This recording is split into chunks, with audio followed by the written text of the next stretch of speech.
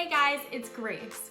Whether you're looking for an alternative to the classic ham dinner for Easter, or if you're looking to make a massive porchetta sandwich, or maybe you're just craving some juicy, tender pulled pork, this is it.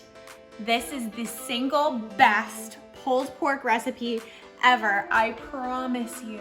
I'm gonna be making an Italian dry rub, and then I'm gonna be slow cooking my pork roast for a very, very long time, hours and hours, and it's just going to be fall apart, juicy, tender amazingness.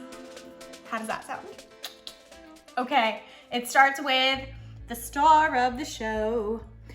This is a giant pork butt. Yes, I said it, it's a pork butt. I got a 4-pound pork butt from my local butcher. You can also get pork butt at your just local grocery store. It's really, really cheap. I think I got this for like $2.99 a pound. And this thing is like a prize-winning piece of meat because it's gonna be just fall apart and perfect when we cook it. So I have my giant pork butt. I'm gonna start on my dry rub here. So I have a few items here. You can obviously use whatever you want to dry rub your pork. You can do all different flavors, Asian flavors, Italian, you can do like barbecue. I love rosemary for the start of my Italian rub. So all I did was I just got some fresh rosemary. I'm gonna pop it into a bowl here. If you don't know how to really use your rosemary here, you wanna take it off the stalk. So you're just going to kind of rip off the little pieces of rosemary from the stalk. Then I have some thyme here, fresh thyme, so aromatic. I'm gonna add that right in with my rosemary. For the fresh thyme, you just kind of grab this stalk and you push down and the thyme comes right off the stalk. Look at that, perfect.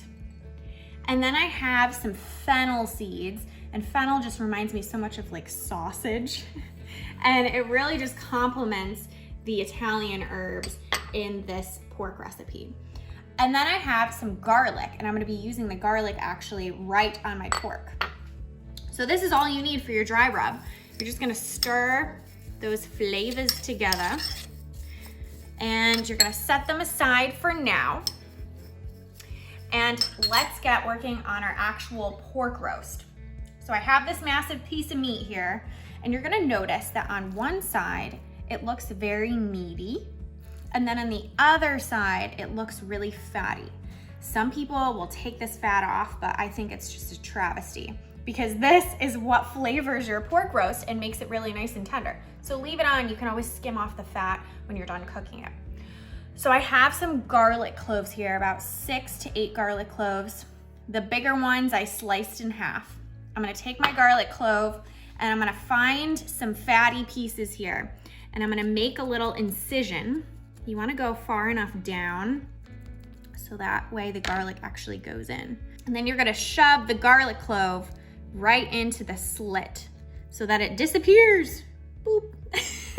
And the garlic is gone.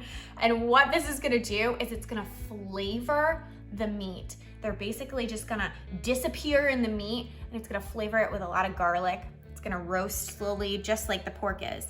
So I'm gonna keep going. You find fatty pieces, you wanna dig right in there, and then take your garlic and shove it right into the hole.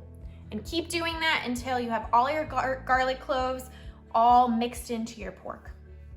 Where's the garlic? It's gone, it's magic. So all I did was I just made sure all the little slits in the pork here are closed up as best as I can. It's okay if some of them fall out during cooking, but just try to keep them inside your roast. Then I have my dry rub here, give it a final mix. And I'm just gonna get in there and I'm gonna put my dry rub all over my piece of meat. Some of it is gonna fall off, but a lot of it will stick because the meat is naturally moist here. I'm gonna get on the sides, and then I'm just going to flip it, just like that. And I'm gonna add the rest of my dry rub right on the bottom of my roast. It's been garlic stuffed and dry rubbed, And now it's time to head over to the stove, sear our meat, and then stick it in the oven to cook low and slow. Let's go. So it's time to sear our meat. This is totally optional, but I think it gives it an extra nice caramelized flavor on the outside of your meat. So I really love doing this. I have here my Dutch oven. You can also use a crock pot if you want to do that, and you can sear the meat in a pan before you put the meat in a crock pot. Whichever you have is totally fine, but I love my Dutch oven. So I just put a little bit of olive oil in the bottom of my Dutch oven, and I put my meat side, not fat side, down in the pan. And I'm just going to sear that first side until it's light golden brown for about 3, 4, 5 minutes or so. And then I'm gonna flip the meat to the other side and do the same thing on the other side. We've seared our meat, both sides, and it's time to say goodbye.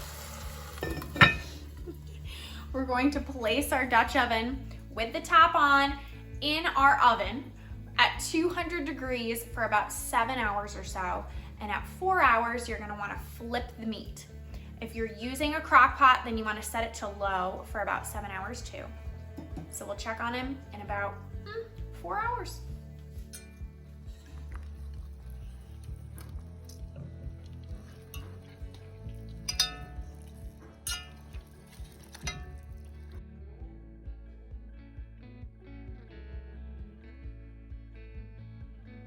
Seven hours later. Look at the beast. Look at the crust and the juices in the bottom of this. Is that crazy or what? I didn't add any liquid to this pot. It's amazing. It just like bastes in its own juices. So what I love to do now is I like to take a ladle and I like to just remove some of this juice here from the bottom of our Dutch oven. And that way you're skimming off some of the fat and you're gonna leave some of the juices for whenever you're gonna actually use the pork. So if you're gonna use all the pork, you can kind of pour it over like gravy, table side gravy. But I like to leave just a little bit in the bottom of this pot. So it's time to shred our pulled pork. You can see here that all my juices are on the bottom, the fat is on the top, and you can actually skim off the fat and leave just the juice. That's what I love doing. So I'm gonna take 2 forks and let's see how we did.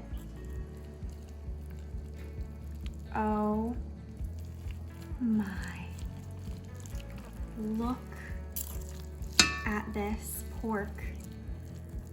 It just falls apart. I'm not even pushing. That's exactly what we want.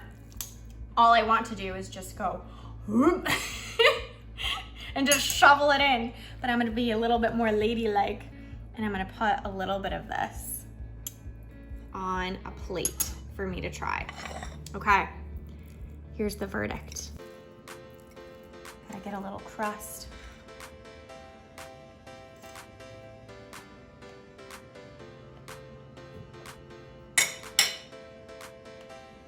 This may be my best recipe. It is that good. I've never tasted pork that's this tender. You don't need sauce. You don't need anything. All you need is a fork.